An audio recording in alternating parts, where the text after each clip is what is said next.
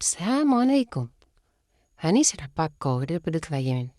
Dia cakap dia punya tangki air ni selalu menyepak keluar banjir atau overflow. Dia dah panggil satu tukang pai tu. Dia cakap dia tak pasti mana punca.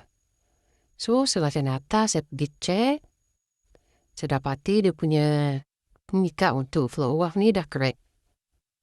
So, saya suggestkan untuk klien ni tukar baru semua wasit sekali dengan piti elbow. Sebab dia punya flow off ni nampak dah henti dah. Ni dia pakai yang biasa punya ni. So, kita buka yang lama ni. So, kita pasang yang baru lah. Yang ni heavy duty punya flow off. Pasti ada dua nut. Satu untuk kita pasang dalam, satu untuk kita ikat ke luar. So, kita pusing arah jam, kita ikat. Kerana senang, anda punya standby dua spana lah. Kalau tak ada spana pipe, anda boleh pakai adjustable spana lah. So, setelah ni kita letak wetty sikit. Dekat ada punya thread flow off ni. Kalau nak lebih kuat, anda ambil down sikit, anda letak dekat situ. Okey, lepas tu, kita ambil dia punya piti elbow ni, kita ikat pusing arah jam. Bagi dengan punya pipe lah.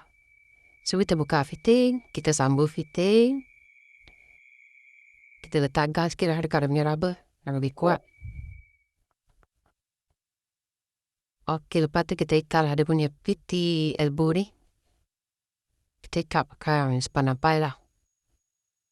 Okey, lepas tu kita pasang dia punya bola ni ke dalam tangki. Ke flow off. Okey, lepas tu kita boleh test lah. Kalau test ni mudah je. Anda angkat dia punya root tembaga ni naik atas. Kalau air tu stop, lepas tu ni dah function dengan baik. Lepas tu kita cek ada bocor ke tak. Nak cek ni pun mudah je.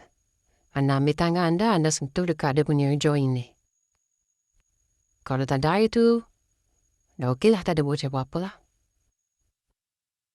So, jika anda nak tahu saya pakai spana apa untuk ikat pipe tadi, anda boleh pergi dekat saya punya profile. Anda tengok dekat saya punya TikTok shop. Anda boleh beli di situ lah. Okey, sekian. Terima kasih. Jumpa lagi. Assalamualaikum.